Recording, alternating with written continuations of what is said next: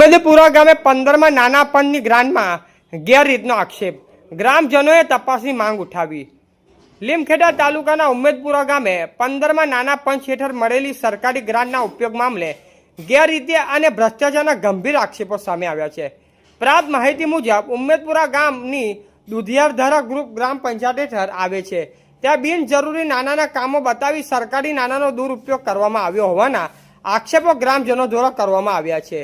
ગ્રામજનોના જણાવ્યા અનુસાર જ્યાં કોઈ રહેણાંક મકાનો નથી તેવી ખુલ્લી ગટરમાં નારા બનાવવાના કામો દર્શાવવામાં આવ્યા છે અને આ કામગીરી સરપંચ અને કોન્ટ્રાક્ટર વચ્ચે મિલીભગત હોવાના પણ આક્ષેપો કરવામાં આવ્યા છે। સ્થાનિક લોકોનું કહેવું છે કે ગામના જ્યાં ખરેખર નારા, આરસીસી રોડ અને આવાસ જેવી સુવિધાઓની જરૂર છે ત્યાં કોઈ કામગીરી કરવામાં આવી નથી। ખાસ કરીને ચોમાસા દરમિયાન લોકોને અવર જવરમાં ભારે મુશ્કેલીનો સામનો કરવો પડે છે, છતાં જરૂરી વિકાસના કામો અવગણી બિનજરૂરી અને બોગસ કામો દ્વારા સરકારી તિજોરી ખાલી કરવાની નીતિ અપનાવવામાં આવી હોવાના આક્ષેપો ઉઠ્યા છે। ઉમેદપુરા તેમજ દુધિયાધારા વિસ્તારમાં થયેલા વિવિધ વિકાસ કામોની ઝીણવટ ભરી તપાસ કરવામાં આવે તો અનેક ગેરરીતિનો અને ભ્રષ્ટાચાર બહાર આવી શકે તેવી શક્યતા ગ્રામજનોએ વ્યક્ત કરી છે।